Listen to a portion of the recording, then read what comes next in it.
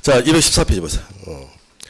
자, 거기 가보면 동시이행 항변권이라고 있는데, 자, 536조 동시이행 항변권. 자, 1항. 쌍무격의 당사자 일방은 상대방이 그 채무 이행을 제공할 때까지 자기 채무 이행을, 자, 빨간색 들어보세요. 거절할 수 있다를 전체를 동그라미 쳐보세요. 거절할 수 있다. 전체 동그라미, 거절할 수 있다. 거절할 수 있다. 그리고 거기에 보면 동시이행 항변권 있잖아요. 자, 항변권을 동그라미 쳐보세요. 항변권을 동그라미. 연결해봐요. 두 가지를. 그러면 결국 이런 말이 그죠? 자, 거절할 수 있다는 말이나 그걸 다른 말로 바꾸면 항변할 수 있다가 같은 뜻이에요. 무슨 알겠죠? 그래서 시험 문제는, 자, 아직 설명 안 했는데, 자, 항변권을 행사할 수 있다. 다른 말로 바꿔봐요. 거절할 수 있다. 다시요. 항변할 수 있다. 거절할 수 있다. 항변할 수 없다. 거절할 수 없다. 둘 중 하나로 시험에 출제가 됩니다. 다시. 자, 1항. 쌍무격의 당사자 일방은 상대방이 그 채무이행을 제공할 때까지 자기의 채무이행을 뭐 할 수 있다? 거절할 수 있다. 자, 그러 나가 보였습니다. 어떻게 하라고 그랬어요? 끊어야 되죠. 그러 앞에서. 자, 일단 무조건 다 끊는다. 그러 나가 보이면. 그러나 상대방의 채무가 변제에 있지 아니한 때는 그러하지 아니하다 그랬잖아요. 그러하지 아니하다. 그러면 뭐로 적어놔야 돼? 그러하지 않다가 뭐 할 수 없다요? 거절할 수 없다. 이렇게요. 어떻게 나올지 눈에 보이죠? 시험에 거절할 수 있느냐, 거절할 수 없느냐 이렇게 나와요. 자, 2항. 당사자 일방이 상대방에게 먼저 이행하여야 할 경우에, 자, 밑줄 쫙. 상대방의 이행이 곤란한 현저한 사유와 현저한 사유 밑줄 쫙 꺼보세요. 상대방의 이행이 곤란한 현저한 사유 밑줄 쫙. 이걸 우리가 일명 불안의 항변권이라고 합니다. 뭐라고 한다고요? 불안의 항변권. 이렇게. 불안의 항변권. 불안의 항변권 일단 적어놓으시고, 불안의 항변권. 상대방의 이행이 곤란한 현저한 사유가 있는 때는, 자, 전항 본문과 같다 그랬잖아요. 그러면 그러나 앞부분이 본문이라 그래요. 그러면 앞부분에 뭐로 되어 있습니까? 뭐 할 수 있다요? 거절할 수 있다. 이렇게. 그러면 어떻게 되는 거죠? 자, 무슨 말인지 모르겠는데, 거절할 수 있다, 거절할 수 없다, 거절할 수 있다. 그러니까 쉽게 말하면 불안해서 거절합니다. 이 소린 거예요. 다시요. 자, 뭐 할 수 있다요? 거절할 수 있다, 거절할 수 없다, 거절할 수 있다.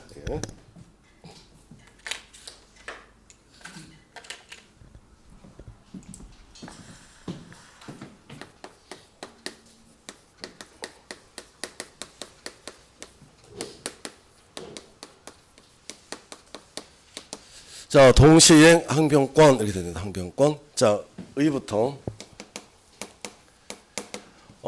동시이행이란 말을 알겠죠? 동시에 주고받는다. 그런데 그러면 자, 의란 항변권이 무슨 얘기냐? 이것만 하면 되지 않겠습니까? 자, 법조문에 뭐라고 돼 있어요? 뭐 할 수 있다? 거절할 수 있다. 그래서 이 거절권을 우리가 항변권이라고 그래요. 그러면 지금 우리가 공부하는 게 매매계약을 했다. 나에게 첫 번째 어떤 권리가 있느냐? 지금 이 소리 아닙니까? 효력이 권리니까. 그래서 자, 내가 매매계약을 했다면 나에게 권리 첫 번째가 무슨 권이 있다고요? 거절권. 거절권이 있다. 자, 이걸 주는 이유가 공평의 원칙 이렇습니다. 나중에 여기에 판례가 계속 붙을 텐데 그걸 전부 다 암기하기 싫으면 이해를 하시면 돼요. 자, 공평만 생각하시면 돼. 그러니까 공평의 원칙을 실현하기 위해서 이게 공평하다는 거지. 무슨 권을 주는 게? 거절권을. 자, 그런데 거절할 수 있는 권리를 항변권이라고 하는데 그게 자, 연기적 거절권이냐 아니면 자, 영구적 거절권이냐 이 소리예요. 연기적, 영구적.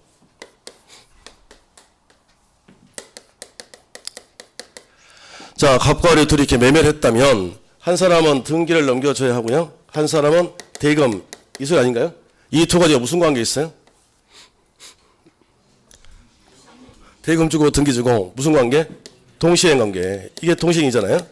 그런데 얘가 대금은 주지 않으면서 등기만 달라고 요구하면 가면 뭐라고 하면 돼요? 대금 가지고 올 때까지 나도 등기 못 준다. 뭐 할 수 있는 권리? 거절할 수 있는 권리를 항변권이라고 한다니까요. 그러면 이제 연기적이냐 영구적이냐 이 차이점인데 영구적이라는 말은 영원히 안 준다는 소리고 그 소리 아니라 얘가 대금을 가지고 올 때까지 그때까지 거절할 수 있는 권리. 연기적 거절권이다. 영구적 거절권이 아니라. 자, 두 번째.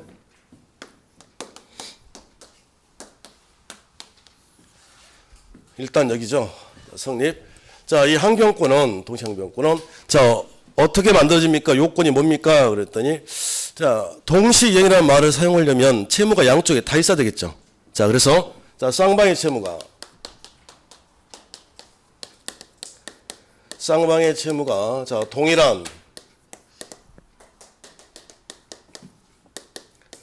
동일한 쌍무계약에서 발생이 돼야 됩니다.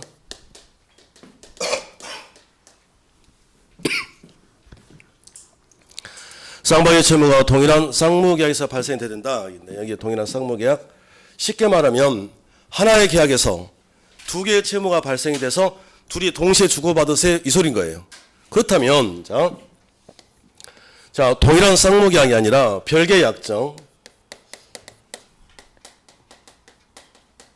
별개의 약정에서 발생한 채무가 있다면 채무. 자, 원칙은 항변권을 행사할 수가 없다. 항변권 행사가 안 된다. 그런데 자, 예외. 자, 별개의 약정에서 발생된 채무 가지고도 항변권을 행사하는 경우가 있으니 자, 언제 그러냐 그랬더니 특약이 있으면 그래요. 특약이 있다면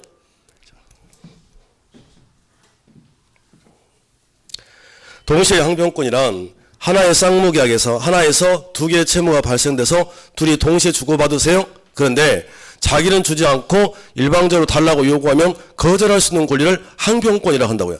하나의 계약에서 두 개의 채무가 발생이 돼야 된다. 이렇기 때문에 자, 첫 번째. 자, 갑이 을에게 예를 들어서 1억을 빌려줬다. 돈을 빌려주고 빌려가는 행위를 우리가 뭐라고 그래요? 소비대차. 소. 이렇게 해요. 소비대차. 그리고 그러면 갑은 지금 1억짜리 채권이 있잖아요. 자, 그럼 1억짜리 채무가 있는 거고요.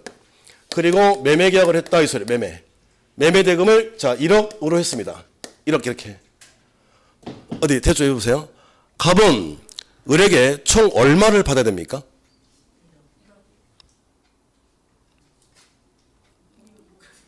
산수가 안 돼요, 지금. 개론 계산 문제도 하면서 이거 잘 봐봐요. 누가 말한 것 같은데. 갑은 을에게 1억을 빌려줬고, 또 매매대금이 1억이라면, 갑은 을에게 총 얼마를 받아야 되냐고요. 2억이지, 2억. 왜 있을까요, 정말? 2억이잖아. 내가 빌려준 돈 1억에, 매매대금 1억에 총 2억 아닙니까? 그런데, 자, 이 1억과 이 1억은 다른 거죠. 지금 이렇게 나눠져 있잖아요, 이게. 자, 매매에서 발생된 1억하고 소비대차에서 발생된 1억 별개 약정. 그러니까 이걸 주장할 수가 없다는 거야, 이게. 갑이 을에게 야, 너 2억 가지고 와. 그러면 너 등기해 줄 거야? 그러면 2억 안 주면 등기 안 준다. 된다, 안 된다? 안 된다고요. 얘랑 얘는 별개잖아요, 별개. 그러니까 이 1억은 등기와 1억은 이렇게가 동시행 아닙니까? 지금 이해가 되시나요? 하나의 계약에서 두 개의 채무가 발생됐다. 이 두 가지가 무슨 관계? 동시행 관계. 그러니까 별개의 약정에서 발생된 채무 가지고는 항변권 행사가 돼요, 안 돼요? 안 된다고요. 근데 이 매매 계약을 할 때 처음부터 을에게 야, 너 예전에 나한테 1억 빌려간 거 있잖아. 그거 2억 주면 등기 준다는 뭐가 붙었다면 특약이 있다면 그때는 항변권 행사가 된다고요. 거절권이. 이해가 되시나요? 그러면 문제 풀이로만 제가 말한다면 이것만 기억하시면 돼요. 별특이라고. 따라서 보세요. 뭐? 별특. 뭐라고요? 별특. 그러니까 시험지에 동시에 항변권 문제인데 별개의 약정이 떴다. 별개의 약정이 떴다. 그러면 이 글자만 찾아내시면 돼. 그러면 이렇게 하면 어떨까요? 자, 별개의 약정에서 발생된 채무로는 자, 특약이 없다면 그 문제가 뭐예요? 특약이 없다. 그러면 그 문제가 뭐예요? 항변권, 거절권 행사할 수 없다. 반대로 특약이 있다면 그 문장 항변권 행사할 수 있다. 이렇게 구성되는 거예요. 이해가 되시나요? 지금 조금씩 이제 연습을 계속 제가 시킬 텐데 민법 40문제 중에서 20문제가 있다 없다예요. 결론만 나온다고 결론. 그러니까 결론은 항변권을 행사할 수 없는데 없다. 근데 시험지는 있다 틀렸다 이렇게 푸는 거예요. 문제를 막 복잡하게 푸는 게 아니라 핵심 단어가 딱 보이면 끝으로 가는 거라고요. 40문제 중에서 20문제가 있다 없다 유효 무효 이 문제란 말이에요. 아시겠죠? 다시 봅시다. 자, 동시항변권은 무슨 권이라고 그랬어요 제가? 거절할 수 있는 권리. 공평의 원칙을 실현하기 위해서 거절권을 줬는데 무조건 거절권이 발생되는 게 아니라 어떻게 하나의 계약에서 두 개의 채무가 발생됐고 이해되셨나요? 자, 근데 자기는 주지 않으면서 일방적으로 달라고 요구하면 뭐 할 수 있는 권리를 거절할 수 있는 권리를 항변권이라고 한다. 그래서 별개의 약정에서 발생된 채무로는 항변권 행사가 된다 안 된다? 안 되는데 되는 경우도 있다. 뭐예요? 특약이 있다면 별특 이렇게 입 벌려 보세요. 시작. 별특 이렇게. 2번이 어렵죠. 자, 그리고 쌍방이 채무가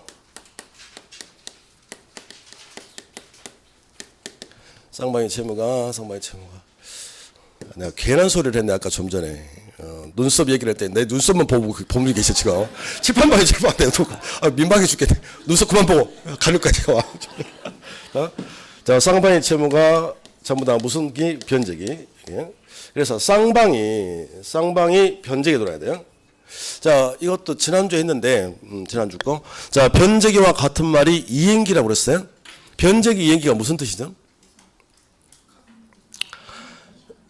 그렇죠. 상대방에게 뭔가 주기로 약속한 날짜, 이행하기로 약속한 날짜, 그걸 뭐라고 그래? 변제기 이행기라고 그래요. 그래서 쌍방이 모두 다 변제기에 들어와야 된다 이 말인즉, 그러면 자, 선이행 의무자는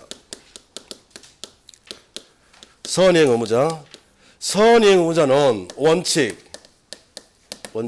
항변권 행사할 수가 없다예요. 행사가 안 돼요. 먼저 이행을 해야 될 자. 자, 원칙을 적었다면 보나마나 예외가 있다는 소리 아닌가요? 자, 그래서 자, 예외적으로 선이행 의무자도 항변권을 행사할 수가 있는데 적고 설명하겠습니다. 자, 두 가지 경우가 그래요. 두 가지 경우가 선이행 의무자가 자, 이행 지체 중에 자, 상대방이 변제기에 들어왔다. 상대방도 변제기, 다른 말로 바꿔보세요. 이행기. 자, 들어왔다면 결론만 기억하시라고 그랬습니다. 결론만. 그러면 끝문장 항변권 행사할 수 있다. 자, 그리고 불안해 항변권 이래요.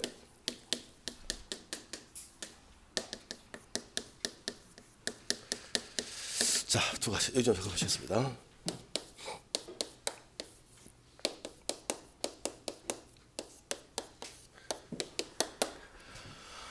가방으로 둘이 매매를 하는데 10월 1일 날 자, 계약금을 지급하고 계약서가 작성이 됐어요.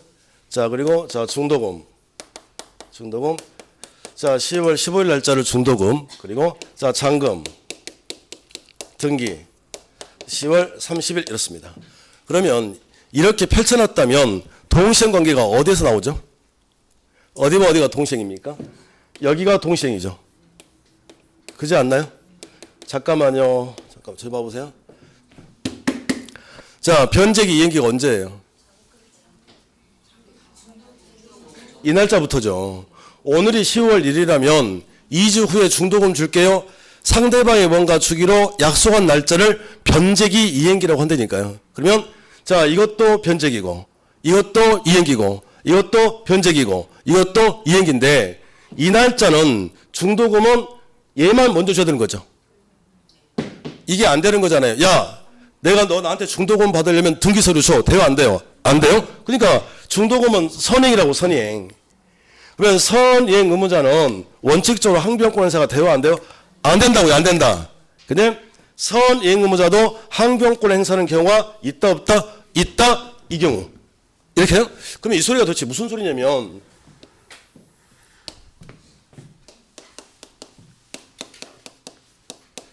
자, 10월 1일 날 계약을 했다면 이게 이제 계약금이죠. 자, 이게 중도금. 이렇게요. 그러면 중도금은 선행이라면서요? 선행? 그러면 중도금을 지급을 해야 되는데 중도금을 지급하지 않고 있다. 10월 15일 날 주기로 했다. 그 날짜를 넘기면, 어기면 안 해주고 있는 상태. 그걸 우리가 이행 지체라고 한단 말이에요. 그래서 이행 지체 중인 상태가 되는데 이 상태에서 10월 30일 날짜가 됐다니까요. 그러면 10월 30일 날짜가 되면 자, 이제 어떤 일이 벌어진 거죠? 매도는 뭘 줘야 됩니까? 등기. 그리고 자, 매수는 뭘 줘야 되고? 잔금. 근데 이제 문제가 중도금을 안 주고 있는 상태 아닙니까? 그러면 자, 다시 플러스. 자, 무슨 금 놓쳐야 되고? 중도금. 그리고 날짜를 어기면 그때부터는 뭐가 붙어요? 지연이자. 지연이자까지. 다시 보세요. 항변권을 주는 이유는 공평의 원칙이라고요. 공평의 원칙. 자, 10월 30일 날 메이돈이 뭘 주장할 수가 없냐면 자기는 등기 안 주면서 야, 너 중도금과 중도금 제때 안 줬잖아. 지연이자 이것만 먼저 달라갈 수가 없다고요. 상대방도 이제는 뭔가 주기로 한 날짜가 되면 상대방도 변제에 들어왔다. 그 날짜가 되면 자기도 줘야 된다고요. 자기도 줘야 될 날짜가 됐는데 자기는 주지 않으면서 일방적으로 달라갈 수가 없다고요. 그러니까 이 날짜가 되면 뭐가 등기하고 이거 전체가 뭐로 바뀐다는 소리입니까? 동시. 지금 이해가 되세요? 아무리 선이행 의무자이더라도 얘가 이행 지체 중이야. 안 주고 있는 상태이더라도 상대방도 무슨 게 들어왔다? 변제기.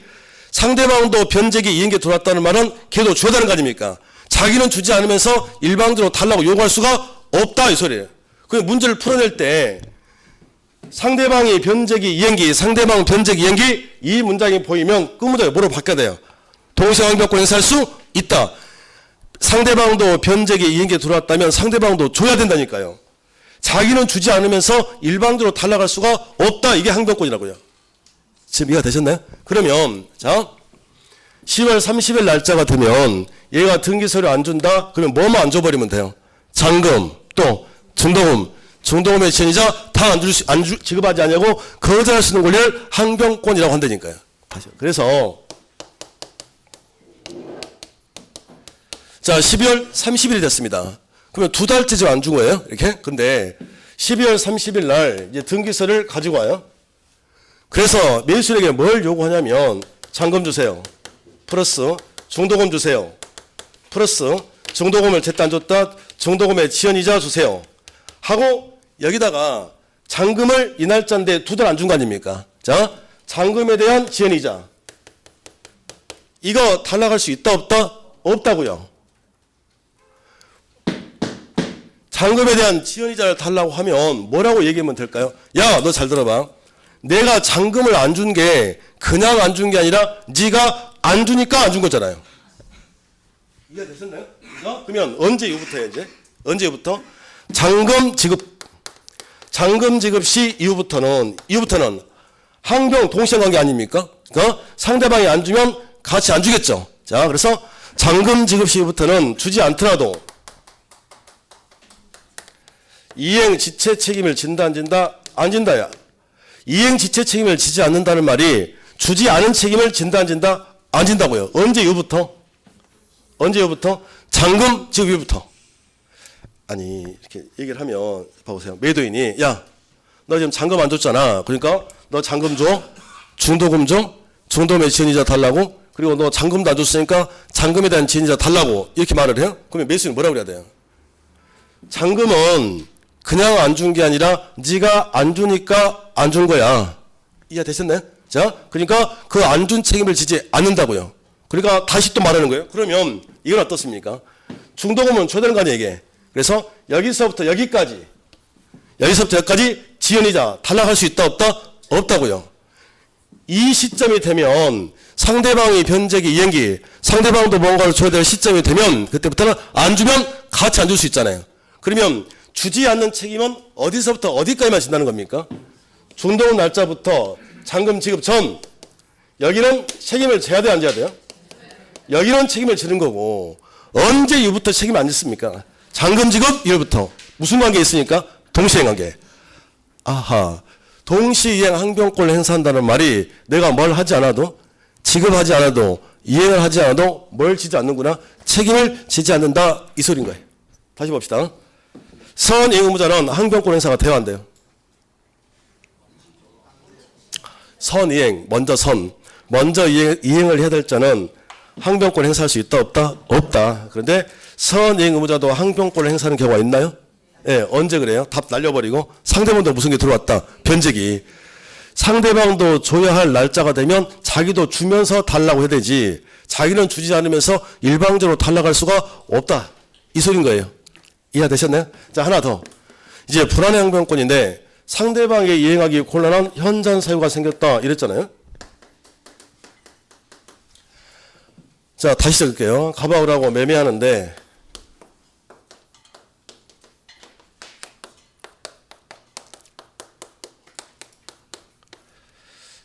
자, 이렇게 됐습니다. 이 상태. 그러면 중도금은 뭐라고 그랬죠? 제가 선이행. 먼저 이행을 해야 되잖아요. 그럼 여기서는 항변권사가 돼야 안 돼요? 안 돼요. 근데 선이행 의무자, 이행기에 들어왔는데, 자, 어떤 일이 벌어지냐면, 병이라는 사람이 이 등기를 말소해달라고 등기 말소 청구에 소송을 제기합니다. 이렇게요. 자, 무슨 소리일까요? 이렇게 되는 거예요. 3번. 이렇게. 병이 갑에게 등기서를 위조했다라고 주장을 한 거예요. 이렇게? 그러면 아무리 중도금이 선이행이더라도 매수인 입장에서는 불안해요, 안 불안해요?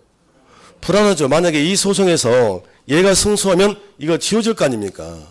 얘가 소유자가 안 될 수도 있잖아. 그러니까 자, 중도금은 선행이야. 이게 아무리 선이행 의무이더라도 불안하잖아, 이게. 그래서 이 소송 해결될 때까지 중도금 지급을 뭐 할 수 있다? 거절할 수 있다. 뭐 하니까 뭐예요? 불안하니까 거절한다고. 불안하니까 거절한다고요. 자, 그러면 원칙은 선이행 의무자는 선이행이라고 그랬으니 항변권 행사가 안 돼요. 먼저 줘야 되는 거지, 중도금. 근데 선이행 의무자가 항변권 행사하는 경우가 두 가지가 있습니다. 첫 번째가 뭐예요? 선이행 의무자, 다시 잠깐만요. 자, 선이행 의무자도 항변권 행사할 수 있다, 없다?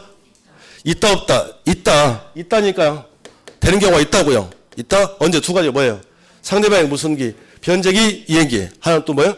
불안의 항변권인데 이대로 나올 확률보다는 봐봐요. 상대방에게 이행하기 곤란한 현장소해가 생겼죠. 이러면 끝문제가 뭐예요? 뭐 할 수 있다요? 거절할 수 있다. 이렇게요. 쌍방의 채무가 하나의 쌍무결세 발생이 되어야 하고 둘 다 변제기에 들어와야 하고 항변권. 그리고 자, 일방이 그런 상태인데 일방이 전부 또는 자, 일부를 자, 이행하지 않고 이렇게 자, 상대방에 대해서 자, 전부 또는 자, 일부를 달라고 청구를 하면 자, 거절할 수 있는 권리. 이렇게요. 이걸 항변권이라고 그래요. 이걸 항변권. 다 봐봐요. 자, 전부를 이행하지 않았다. 예? 그러면 뭔 부를? 전부를 뭐 할까요? 거절. 공평의 원칙. 공평의 원칙. 자, 일부를 이행하지 않았다. 공평의 원칙. 그러면 뭔 부만? 일부만 거절할 수 있다고요. 제가 앞에 계신 분하고 닭 1000마리 공급 계약을 체결했습니다. 닭 1000마리를 가지고 오면 1000만 원 주기로. 그 날짜, 오늘 날짜야. 변제기 이행기가. 근데 닭을 가지고 오셨는데 500마리만 가지고 왔다니까요. 그러면 500마리만 가져왔다? 근데 제가 계약서를 보여주면서 보세요. 1000마리 가지고 오면 1000만 원 준다고 그랬죠? 1000마리가 안 되니까 한 푼도 돈 못 줘요. 이러면 돼요, 안 돼요?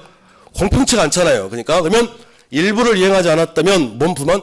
일부만 거절 500만 원 줘야 된다고요. 됐습니까? 네.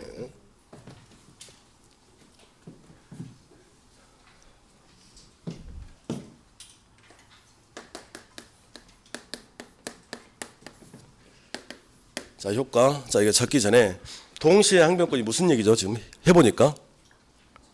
동시에 항변권.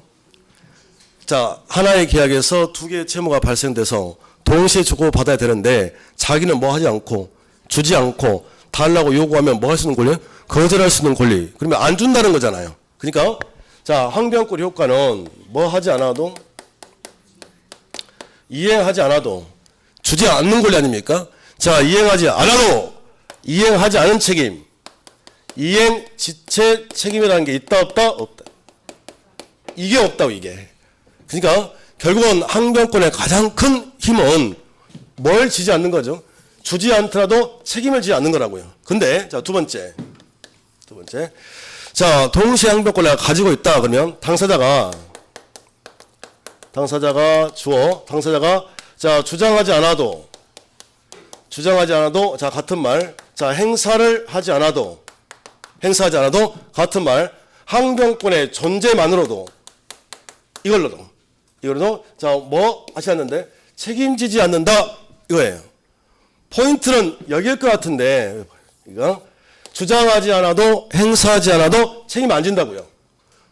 이걸 만약에 말을 바꿔서 이행지체 책임을 면하려면, 지지 않으려면 당사자가 항변권을 주장, 행사하여야 책임을 지지 않는다라고 해버리면 얼마나 복잡한 일이 벌어지냐면요. 자, 예를 들어서 극단적으로 한번 해봅시다. 자, 앞에 계신 분하고 저하고 매매를 했다고요.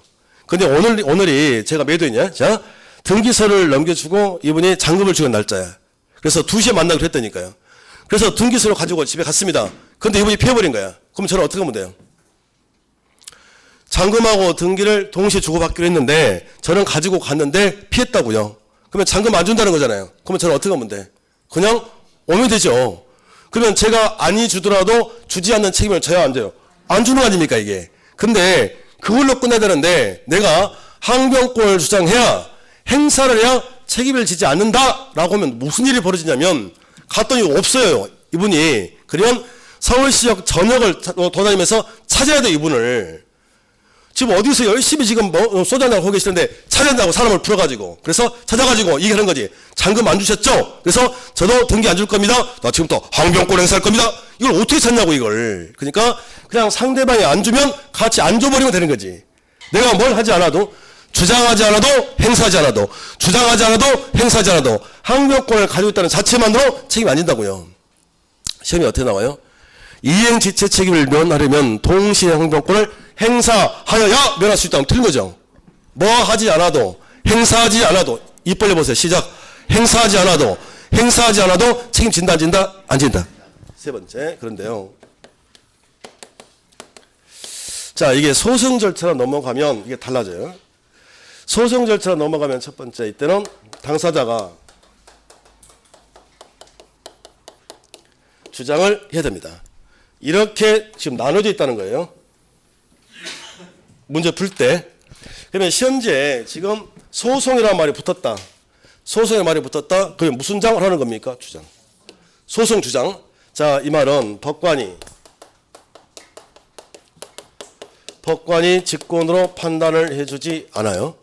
그리고 자, 소송에서는 이렇게 주장을 했다. 주장. 그러면 자, 상환 급부 판결합니다. 급부란 말이나 이행이란 말이 같아요. 자, 서로 막 교환하는 소리고 적고 설명할까요? 자, 세 번째. 자, 주장을 하지 않았다. 주장하지 않으면 원고, 소를 제기한 사람을 원고라 그래요. 자, 피고, 받는 사람을 피고라 그래요. 원고, 피고 쪽에서 패소 판결이 나옵니다. 이렇게 무슨 소리냐면 이거 구분해야 됩니다. 이거 구분 다시 봐보세요. 자, 앞에 계신 분하고 저하고 매매를 했는데 이분이 자, 잔금을 안 줘요. 그럼 저는 뭐 안 주면 돼요? 등기 안 주면 되죠. 그래서 안 줘 이렇게. 그런데 자, 등기 안 준다고 소송을 제기를 해요. 그래서 판사 앞에 갔다고요. 그럼 판사가 물어볼 거 아닙니까? 아니 매매계약을 했는데 나한테 물어볼 거 아니에요? 자, 매매계약 했는데 왜 등기 안 해주냐고. 그럼 저는 뭐라고 그래야 돼요? 뭐 안 주니까? 잔금 안 주니까 등기 안 준 겁니다 라고 말을 해야 할 거 아니에요. 근데 판사가 나한테 왜 등기 안 주냐고 물어봤을 때 내가 그냥 물어보니까 제가 그냥요 이렇게. 그럼 어떻게 하냔 말이야. 판사가 알 수가 없지. 그러니까 자, 어디로 가면 소송 절차로 넘어가면 무조건 무슨 장 해야 돼요? 주장. 그러니까 주장할 건지 안 할 건지는 이 단어 가지고 찾는 거예요. 그러니까 항변권 문제를 푸는데 소송이라는 말이 떴다. 그러면 반드시 뭐가 붙어야 됩니까? 주장. 그러면 이제 주장을 한 거예요. 그러면 판사가 뭐라고 말하겠습니까? 서로 상환, 서로 막 교환하라고요. 너는 잔금 주고 너는 등기 주고 서로 교환하라고. 상환, 이행하라고. 급부, 이행 판결. 근데 만약에 주장을 하지 않는다면 판사가 알 수가 없잖아요. 자, 그럴 때는 한쪽이 무조건 뭐라고요? 패소 판결. 그러니까 동시에 항변권에서 무조건 상환 급부 판결이면 틀린 거예요. 여기는 시험 문제가 소송이 동시에 항변권에서 소송이라는 말이 붙어왔다. 그러면 결국은 주장했는지 안 했는지가 중요하단 말이에요. 키포인트가. 이해가 됐을까요? 자, 다시 정리해 봅시다. 자, 항변권은 무슨 말이죠? 무슨 권을 항변권이라고 그래요? 거절할 수 있는 권리를 항변권이라 한다. 그리고 영원히 거절한다는 게 아니라 영기적 거절권이다. 지금 따라옵니까? 자, 그리고 자, 이 항변권은 어디서 발생되는 거예요? 하나의 쌍무계약에서 두 개의 채무가 발생됐다. 이때 쓰는 말이죠. 자, 그러면 별개의 약정에서 발생된 채무로는 항변권에서 대한대 안 돼. 근데 뭐 그렇게 하기로 뭐가 붙었다? 특약. 자, 시작. 별특. 시작. 별특. 이러면 끝문장 뭐야? 항변권 행사할 수 있다. 다시요. 쌍방이 다 변제에 들어야 돼. 그래서 선이행 의무자 먼저 이행할 자는 원칙 항변권 행사가 안 돼요. 근데 선이행 의무자도 항변권 행사하는 경우가 있다 없다? 있다. 두 가지 뭐예요? 상대방도 무슨 기 들어왔다? 변제기. 상대방도 이행기. 상대방도 줘야 할 날짜에 들어왔다면 자기도 주면서 달라고 하는 거지 일방적으로 달라갈 수가 없다니까. 이걸 항변권이라 그래요. 이해가 되셨나요? 자, 그리고 불안해서 못 주겠대. 상대방에게 이행하기 곤란한 현저한 사유가 생겼대. 그러면 선이행 의무자도 항변권 행사할 수 있다. 거절권 행사할 수 있다. 그리고 공평의 원칙이라고 그랬기 때문에 전부를 이행하지 않으면 몸부 거절, 전부 거절. 일부를 이행하지 않으면 몸부, 일부만 거절할 수 있다. 공평의 원칙. 그리고 내가 항변권을 가지고 있다면 행사하지 않아도 주장하지 않아도 이행하지 않아도 책임진다 안 진다? 안 진다. 근데 이게 소송 절차 넘어갔다면 무슨 장해야? 주장해야 야 책임을 지지 않는다 이런 소리 되겠습니까? 그래서 자 주장을 했다면 상황 급부 판결이 나올 테고 주장하지 않으면 무슨 판결? 패소 판결. 이렇게 됐습니까? 네, 자 거기까지 했고요. 자 그리고 자 215페이지 위험 부담이 있네요. 위험 부담. 자 법 조문 일단 한번 읽어볼까요? 537조 215페이지 쌍무격의 당사자 일방의 채무가 당사자 쌍방의 책임 없는 사유로 이행할 수 없게 된 때 채무자는 상대방이 뭘 할 수 없대요? 이행을 청구하지 못한다 그랬나요? 그걸 전체 동그라미 치세요. 이행을 청구하지 못한다 전체 동그라미. 이행을 청구 못한다 전체 동그라미. 이행을 청구하지 못한다 전체 동그라미. 이행을 청구하지 못한다. 자, 그 밑에 자 채권자 귀책 사유라는 이행 분리랑 쌍무격의 당사자 일방의 채무가 채권자의 책임 있는 사유로 미줄짝 채권자의 책임 있는 사유로 빨간 볼펜 밑줄 한번 그어보세요. 빨간 볼펜으로 채권자의 책임 있는 사유로 밑줄짝 이행할 수 없게 된 때는 채무자는 상대방의 자 이행을 청구할 수 있다. 전체 동그라미 하나 더 채권자 수령지체 중 그랬나요? 밑줄짝 채권자 수령지체 밑줄짝 하고 자 지체 중에서 당사자 상방의 책임 있는 사유로 이행할 수 없게 된 때도 같다 그랬잖아요. 자, 그래서 뭐라고 해야 돼? 이행을 청구할 수 있다. 이행을 청구할 수 있다.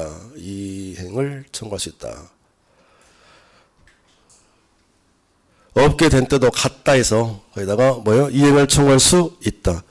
그럼 무슨 말이 됩니까? 위에는 뭐라고 되어 있어요? 이행을 청구할 수 없다. 아래쪽은 이행을 청구할 수 있다. 시험이 어떻게 나올 것 같아요? 이행을 청구할 수 있다 없다 이것만 나온다고요.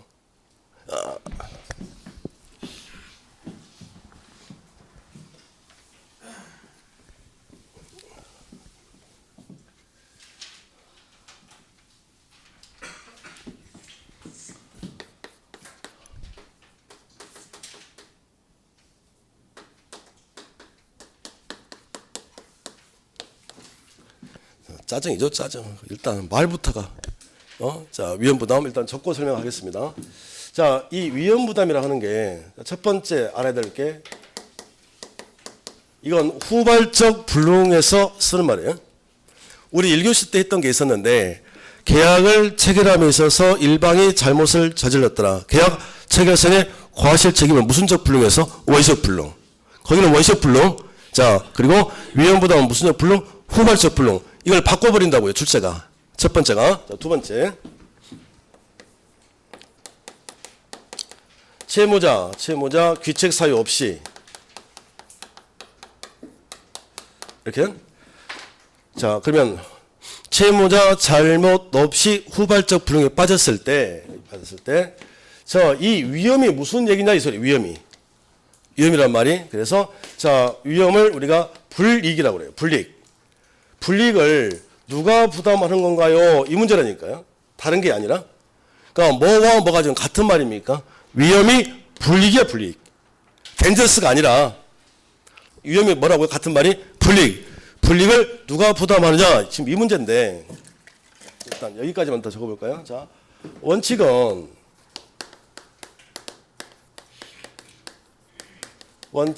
채무자주의 이렇게 되어 있습니다. 채무자주의. 그러면 첫 번째 알아야 될 내용이 여기서 자 불능에서는 말이죠. 불능에서는 자 누구를 채무자라고 하냐면 부동산 소유자를 채무자로 봅니다. 부동산 소유자를 채무자로 봐요. 그래서 자 내가 지금 뭘 못하니까 이행을 못하니 달라고 뭐 할 수 없고 청구할 수 없고 그리고 만약에 받은 게 있다면 부당이득 반환을 해 주신다고요.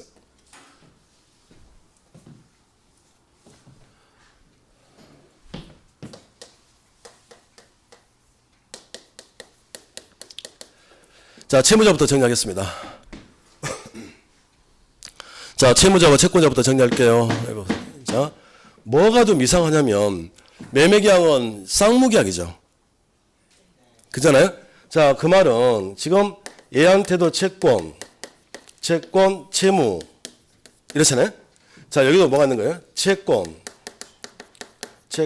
채무 양쪽에 채무 있는 쌍무 아닙니까? 자, 그러면요. 자, 매도인은 어떤 권리가 있습니까? 매도인은 어떤 권리? 대금 달라는 권리고, 자, 의무는 등기를 해줄 의무가 있잖아요. 다시요. 자, 매수인의 권리는 뭐예요? 뭐 달라는 것? 등기. 채무는요? 대금. 이거 아닌가요? 근데 재판 좀 봐봐요. 불능이라는 말을 썼다고요. 불능에서 따지는 거라고 위험부담이. 그러면 불능이라고 하는 게 불가능인데 이 상태에서 대금 쪽에서 돈 쪽에서 불가능이라는 말을 쓸 수 있나요? 대금에서는 불가능이라는 말 자체를 쓸 수가 없죠. 무슨 얘기야? 내가 돈이 좀 부족하다? 그런데 불능이란 내가 돈을 주고 싶은데 우리나라에 돈이 하나도 없는 상태가 불가능해요. 불능. 없어서 주고 싶은데 없어서 주지 못하는 상태, 이게 대금에서 나올 수가 없는 거지. 돈이. 아니 돈이 나는 없어도 상대방이 있을 수 있는 거 아닙니까? 그러니까 불능에서 지금 쓰는 말이기 때문에 돈 가지고는 불능이라는 말을 쓸 수가 없는 거지. 돈이 약간 부족하다, 나는 없지만 쟤한테는 있다, 이게 가능한 거지. 아예 우리나라에 전체 돈이 없을 수 있어요? 말이 안 되잖아. 그러니까 이 대금 쪽에서는 불능이라는 말을 쓸 수가 없는 거라고 이렇게. 그래서 이 대금을 지어놓고 보니까 부동산 소유자가 채무자가 되는 거고 얘가 채권자가 되는 거라고요. 이해되셨나요? 이해하지 마요. 제가 잘못했습니다. 내가 잘못했어. 나 잘못했다. 자, 앞으로 자 채무자라고 보면 뭐라고 그래야 돼요? 부동산 소유자. 채무자가 누구라고요? 부동산 소유자, 매도인. 그냥 암기하시죠, 그냥. 이해 안 되면 그냥. 자, 부동산 소유자가 뭐라고요? 채무자, 매도인이고, 그냥 반대 사람. 자, 예외 그래서 채권자주의 이렇게 돼. 채권자가 누굽니까? 매수인이겠지, 이제. 채권자주의. 이제 봐봐요. 자, 다시 봅시다. 자, 매매계약을 체결한 후에 어떤 일이 벌어지냐면 부동산 소유자를 뭐라 한다고요? 채무자. 자, 얘를 채권자. 근데 매매계약을 체결한 후에 쌍방의 잘못 없이, 채무자 잘못 없이 이 건물이 정의 칼날에서 멸실됐다고요. 이렇게? 그러면 이제는 건물을 이행할 수 있다 없다? 없다. 그러니까 건물을 이행할 수 없다? 그러니까 돈을 달라고 뭐 할 수 없다? 청구할 수 없다. 이게 우리 정서하고는 정말 안 맞아요. 우리 한국 사람들 정서하고는 안 맞다고. 그런데 이게 지금 독일법이다 보니까 독일 사람들의 정서가 좀 필요한데, 이거 좀 봐봐요. 나한테 권리가 있다, 봐봐요. 권리가 있다가 좋아요? 의무가 있다가 좋아요? 권리가 있다는 게 좋죠. 그러면, 자, 처음에 했던 게, 이행을 못한다. 그러면 건물을 이행한 건 의무였잖아요. 그러니까, 이행을 못하니까 좋은 거야. 의무가 없어지니까. 그런데, 돈을 달라고 청구를 못하는 걸, 이걸 불이익으로 봤다니까요. 내 의무가 없어지는 건 좋은 건데, 자, 내가 뭘 못하니까, 이행을 못하니까, 돈을 달라고 청구할 수 없는 걸, 이걸 뭐라고 그래? 불이익. 그걸 독일어로 위험이라고 한다니까요. 예? 내가 잘못했어. 자, 봐봐요. 자, 아무튼 여러분들이 이해를 못하시면 다 내 잘못인 거예요. 다시 봐봐요. 자, 결론. 자, 부동산 소유자가 자기 잘못 없이, 자, 이행할 수 없는 상태에 빠졌다. 그러니까 내가 뭘 못하니까, 이행을 못하니까 돈 달라고 뭐 할 수 없다? 청구할 수 없다. 그런데 처음 매매 계약을 할 때 얘가 계약금을 줬다면 계약금은 반환을 해줘야 될 거 아닙니까? 그러니까 돈 달라고 청구할 수는 없고 받은 건 되돌려 주는 것, 이걸 불이익 위험이라고 한다니까요. 법률용어로. 그런데 채권자주의로 전환, 그러면 이제 반대.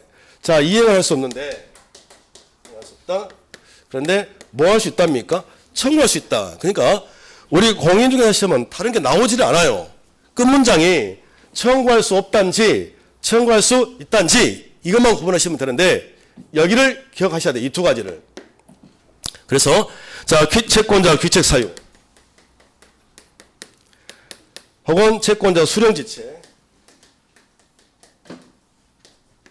자, 이 두 가지가 보였다 이거예요. 두 가지. 어떻게 풀란 소리냐면 채권자 귀책 사유 끝문장 뭐예요? 청구할 수 있다. 채권자 수령지체 끝문장 뭐예요? 청구할 수 있다. 무슨 소리냐면요.